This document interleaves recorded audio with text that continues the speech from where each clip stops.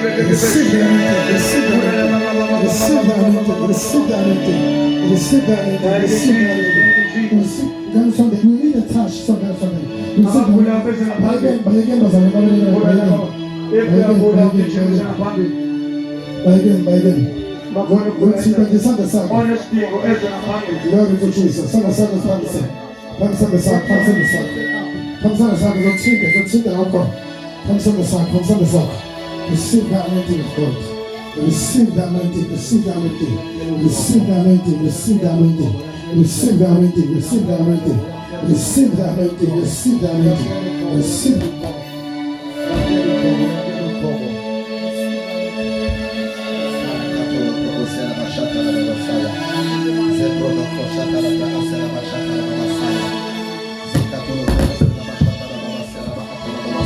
Receive that anointing, receive that anointing, receive that anointing, receive that anointing, Receive the anointing. Receive the anointing.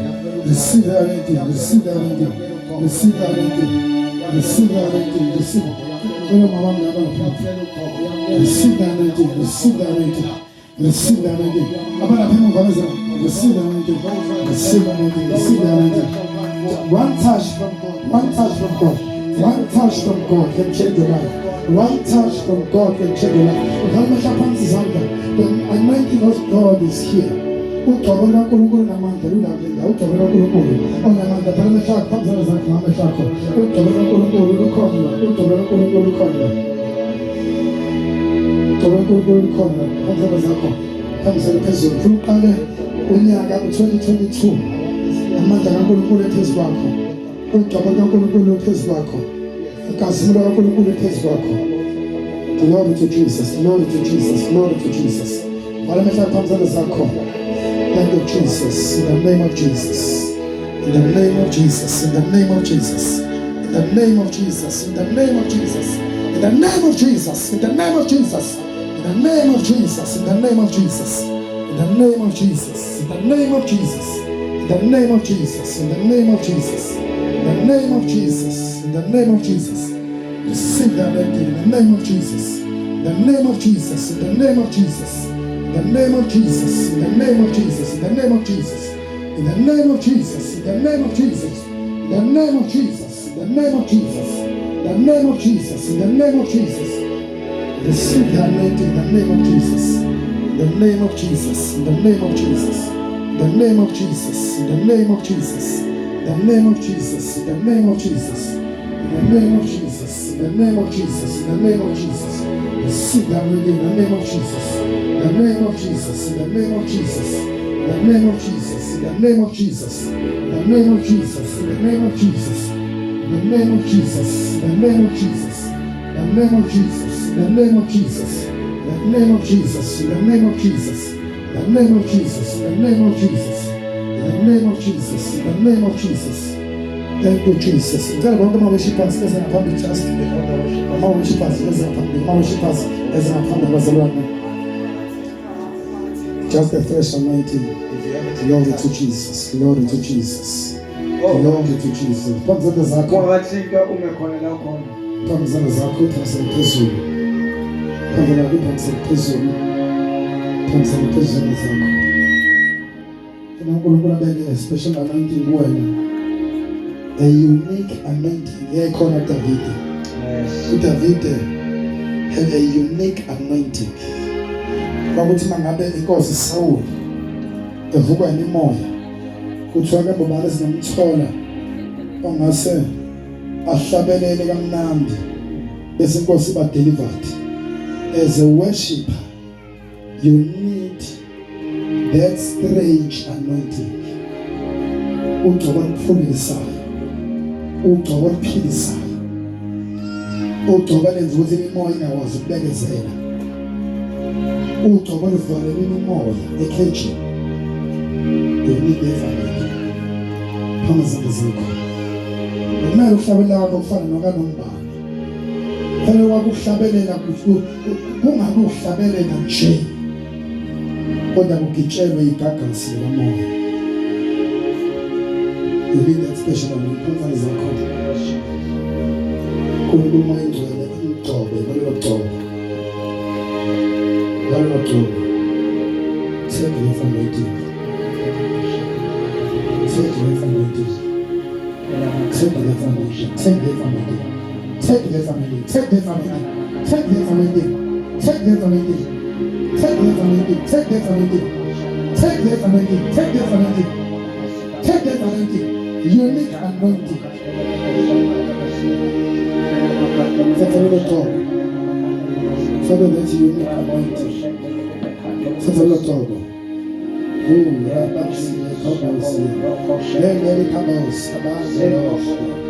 Pura asagele mosi riba ada seri bosi ereda asando receive that anointing ora asanda vitabosa pura abasi de bosi pura ada seri bosi ereda ados ada mama receive that special anointing ora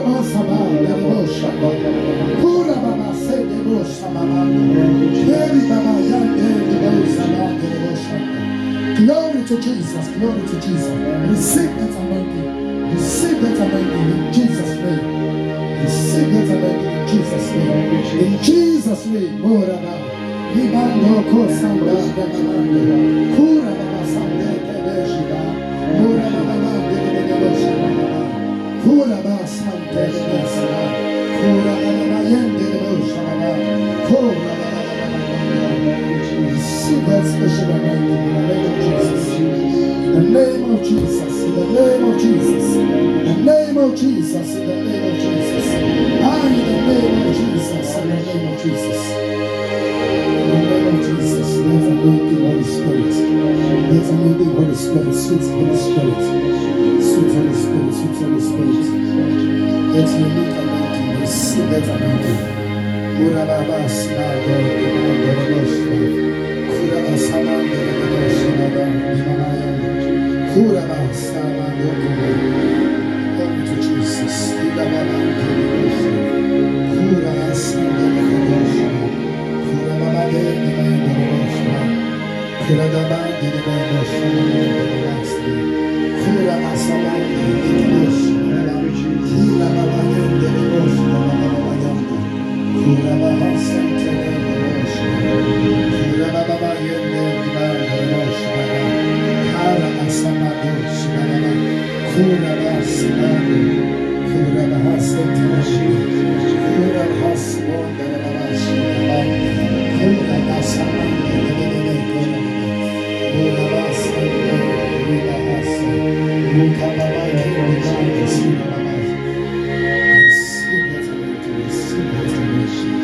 Receive that anointing in the name of Jesus. In the name of Jesus. In the name of Jesus. In the name of Jesus. In the name of Jesus. Holy Spirit of God. Receive this special anointing. Holy Spirit. Holy Spirit. Holy Spirit. Holy Spirit of God. Open our common heart and fill our joy. In the name of Jesus. In the name of Jesus. In the name of Jesus. In the name of Jesus. In the name of Jesus. Receive it in the name of Jesus. In the name of Jesus. In the name of Jesus. Receive it in the name of Jesus. Hallelujah. Glory to Jesus. Glory to Jesus. Hallelujah. Glory to Jesus. Kamsana zakho kamsana phezulu. Baba mncane. uNkulunkulu umnike amandla wakhe. Nanti ibandla lakho. Nanti ibandla walifela uthenga ngegazi. Nanti ibandla lakho elikhethiweyo. Thuma umlilo odwele. Uthi umhlabeleli nxa lo mlilo usehlela. Sibe izigijimi zakho zokuhambisa indaba yakho. Baba Ongcwele, inkazimulo namandla ayihlale nje emakhaya abavela kuyo. Ey'motweni zabo akuhlale inkazimulo. Baba ngiyathandaza egameni likaJesu. Favor upon favor. Baba Ongcwele, mababe yinhloko bangabi imisindo. Bafumana ifavor kuwe. Into abayibiza emlonyeni yabo ayisabele. Yonke into abayithinta ngesandla sabo ayibefavor. Jesus. Bafumana ifavor Nkosi. Let them find favor. In Jesus' mighty name. Jesus' mighty name. In Jesus' mighty name. In Jesus' mighty name. Jesus' mighty name. Oh, kulo mzuzu ke ngicela simnikele nini. Okay, under this atmosphere.